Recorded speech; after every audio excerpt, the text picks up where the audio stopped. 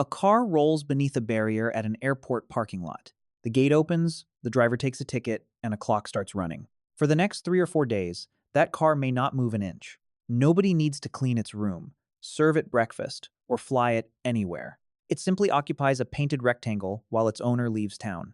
And that rectangle can keep charging money every hour the traveler is gone. Multiply that by several thousand cars, and airport parking stops looking like an empty piece of pavement. It starts looking like one of the quietest revenue machines in transportation. At Seattle-Tacoma International Airport, total public parking revenue reached roughly $109 million in 2022. The airport later expected about $118 million in 2024 and budgeted $123 million for 2025. Those are enormous numbers for a business built around stationary vehicles. But there is an important word in every one of those figures: revenue, not profit. Because the company operating the lot may not own the land. The airport collecting the money may be paying hundreds of millions of dollars for the garage. And a parking facility full of cars can still be a disappointing investment if construction, labor, transportation, and debt cost too much. So how does a painted rectangle near an airport generate millions of dollars? And after every expense gets paid, how much of that money does the owner actually keep? Start with Seattle, because its public records reveal how large this business can become. In 2022, SEA reported about $83.7 million from customers who drove up without booking in advance. Pre-booked parking contributed another $16.4 million. A separate parking program added about $5.1 million, while an off-airport parking concession produced roughly $3.9 million. Altogether, total public parking revenue was approximately $109.1 million.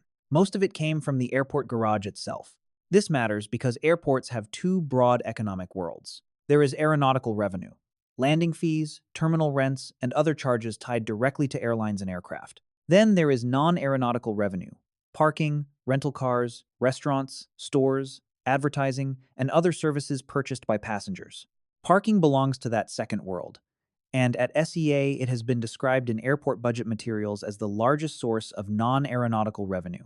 That gives the airport something valuable. It can make more money from each traveler without asking an airline to operate another flight. A passenger may buy one airline ticket, but the passenger's car can continue paying the airport every day the trip lasts. SEA budgeted $123 million in public parking revenue for 2025, about $4.9 million above its 2024 forecast. That implies a 2024 forecast of roughly $118.1 million. Again, those figures describe airport revenue. They do not tell us the parking operation's standalone profit, and they definitely do not tell us what a private parking lot owner would earn. But they prove the basic point. Airport parking can generate more than $100 million a year at a single major airport. The next question is how that enormous number is created one customer at a time. SEA recorded approximately 1.98 million drive-up and pre-booked parking transactions in 2022. Together, those two categories produced about $100.1 million. Divide the revenue by the number of transactions, and the result is approximately $50.58 per transaction. That is not the price of one day. A transaction could represent a few hours, a weekend, or a car left in the garage during a much longer trip. It is simply an average amount collected each time a drive-up or pre-booked customer used the system. But it gives us a useful starting point. Parking revenue is essentially built from three variables: the number of spaces, the percentage of those spaces that are occupied, and the effective price collected for each occupied day. Imagine a private facility with 2,000 spaces. Suppose 70% of those spaces are occupied on an average day, and the facility collects an effective average rate of $18 per occupied space. 2,000 spaces, multiplied by 70% occupancy, multiplied by $18, multiplied by 365 days, produces approximately $9.2 million in annual gross revenue. That is an illustrative scenario, not an industry average. The occupancy and price are assumptions, and the result is revenue rather than profit. Still, it shows why owners find this business so attractive. Once the lot exists, every additional occupied space appears to add revenue without requiring another room, another aircraft, or another shipment of inventory. But parking spaces do have inventory, and it is unusually unforgiving. The inventory is time. If a space remains empty tonight, the owner cannot store that unused Tuesday and sell it to 2 cars tomorrow. The opportunity disappears at midnight. Airport parking is perishable inventory disguised as real estate. That makes occupancy important, but price can be just as powerful. At Atlanta's airport, published parking options have ranged from roughly $10 per day for some remote or uncovered choices to as much as $60 for a reserved international option. The vehicle does not become more expensive when it enters the premium facility. The physical dimensions of the space do not change very much. What changes is the traveler's experience. One space may require a shuttle ride. Another may sit close enough to walk to the terminal. One may be exposed to the weather. Another may be covered. One may be available only if the traveler circles the facility and finds it. Another can be reserved before the traveler leaves home. These differences create a pricing ladder from economy to premium, even though every product eventually performs the same basic function, holding a stationary car. The customer is not really paying for a rectangle. The customer is paying for certainty under a deadline. Air travel creates an unusual kind of buyer. The traveler knows the flight will leave at a particular time. Traffic may already have consumed part of the schedule. Security could take longer than expected. Checked bags have their own cutoff times. At that moment, saving another $10 or $15 matters less than knowing the car has somewhere to go. A missed flight could cost far more than the parking premium. That is why location has so much pricing power. A space near the terminal reduces uncertainty. A guaranteed reservation reduces it again. Valet parking, covered parking, and direct terminal access sell progressively more convenience. Pre-booking also helps the operator. It collects money earlier, gives the facility information about future demand, and allows inventory to be divided into different price categories. The same pool of spaces can be offered at different rates based on date, demand, convenience, and booking conditions. SEA reported that strong demand, including robust use of its reservation program, helped public parking perform about $5.6 million above budget in 2024. The parking space did not need to become larger. The airport became better at selling its availability. So far, this can sound like an almost perfect business. Travelers arrive on their own, leave behind a valuable asset, and pay for every day it remains there. Then comes the cost of creating the space. Los Angeles International Airport opened its modern economy parking facility in October 2021. The four-story structure contains approximately 4,300 parking stalls across 1.7 million square feet.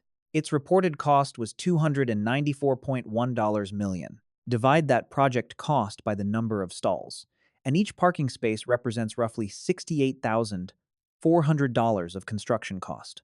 That does not mean every airport parking space in America costs $68,400. An outdoor surface lot is completely different from a large, technologically advanced garage in Los Angeles. The LAX facility includes far more than paint and pavement, but that is precisely the point. A modern airport garage is a piece of infrastructure. It requires concrete, steel, lighting, electrical systems, drainage, elevators, cameras, payment equipment, access roads, signs, fire protection, and technology that helps drivers find open spaces. The LAX facility also opened with hundreds of electric vehicle chargers, with plans at the time to add more. And before any of that can be built, somebody has to control the land. Land close to a major airport is valuable because many businesses want it. Hotels, warehouses, rental car facilities, cargo operators, offices, and transportation services all compete for access. Moving a parking lot farther away can reduce the land cost, but distance creates a new problem. Now the operator needs shuttles. The vehicles must be purchased or leased, fueled or charged, insured, cleaned, repaired, and driven throughout the day. During busy periods, more shuttles may be needed. During quiet periods, the route still has to remain useful enough that customers trust it.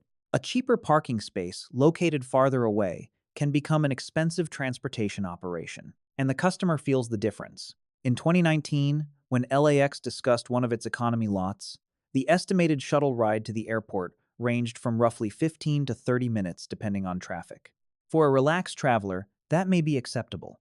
For someone watching a boarding time approach, it can destroy the entire value proposition. The parking business is therefore trapped between two costs. Move closer, and the land and structure become more expensive. Move farther away, and the shuttle operation becomes more important while the customer becomes more price sensitive. The best location is not automatically the closest one.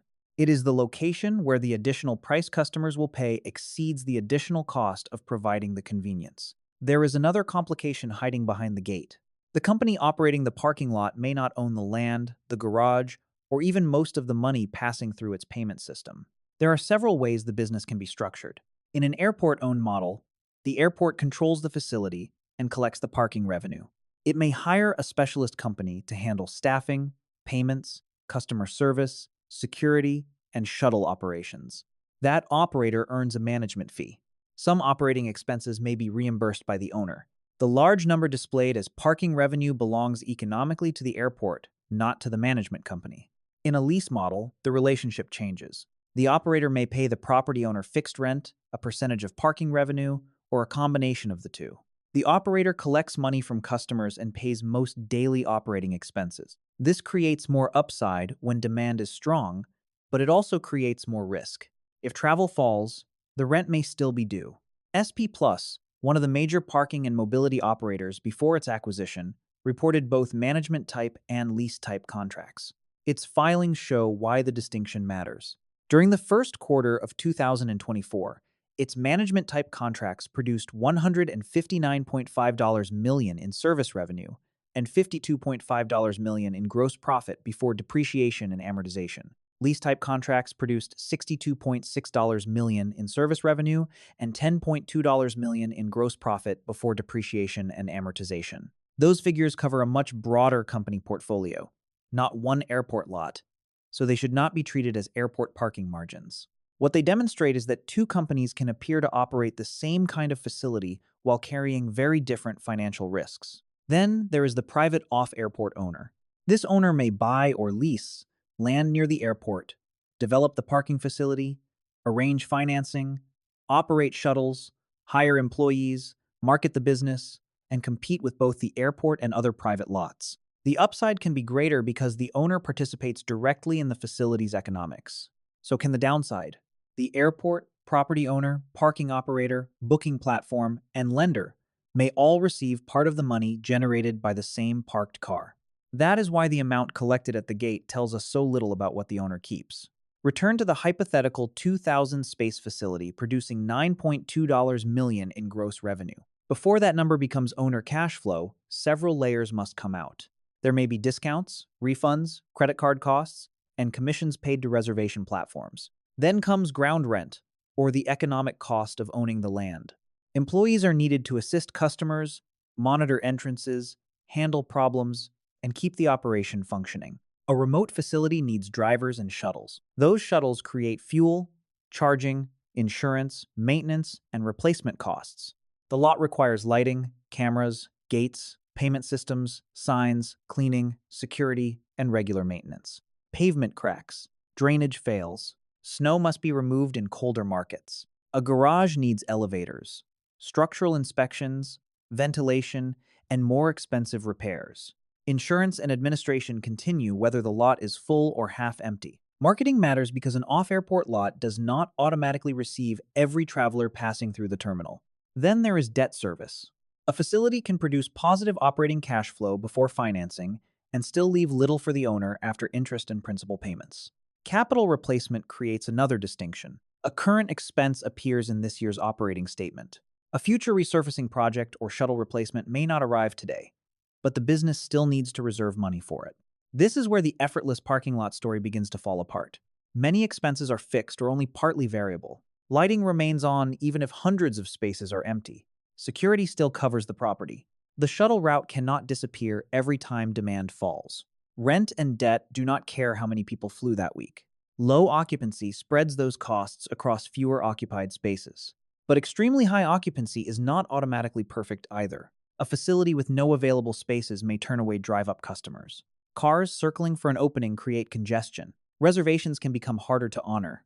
Shuttle demand may exceed capacity at precisely the moment customer time is most valuable. The objective is not simply to fill every space.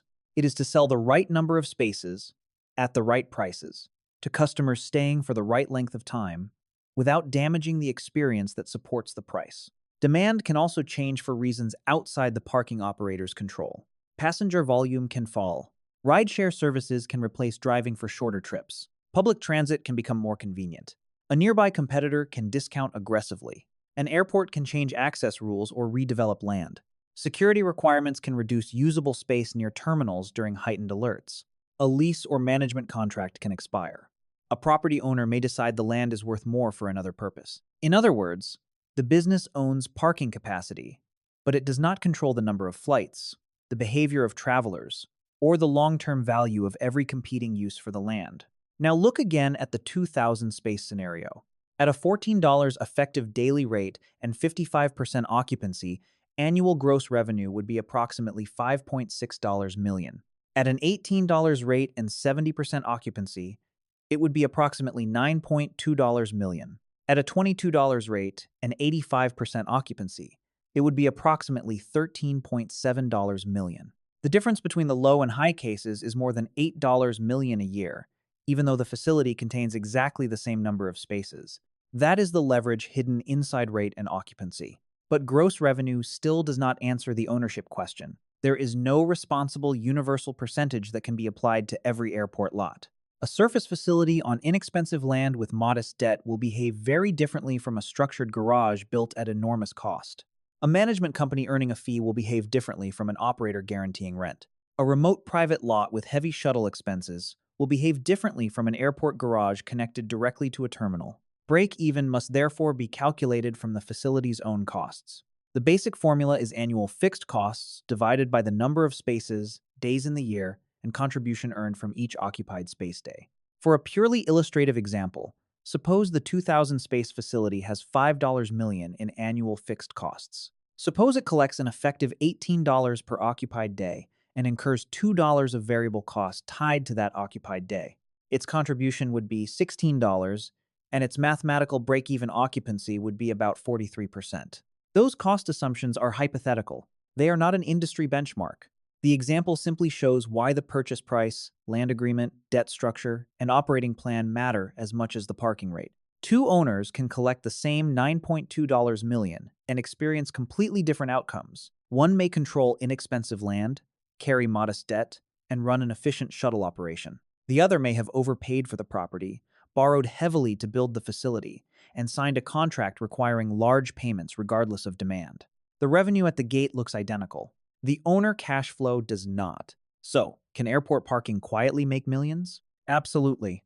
The records from major airports prove that parking can produce revenue at a scale most travelers never see. Even a hypothetical 2,000-space private facility can cross several $million in annual gross revenue under reasonable scenario assumptions. But airport parking is not automatically easy money. The strongest facilities combine a durable location, reliable passenger demand, intelligent pricing, manageable construction cost, efficient access, and financing that leaves room for weak periods. The weakest facilities confuse visible revenue with economic profit. They see a full lot and ignore the land beneath it, the shuttles circling it, the debt attached to it, and the possibility that travelers will find another way to reach the airport. A parking lot appears to sell empty space. What it really sells is certainty.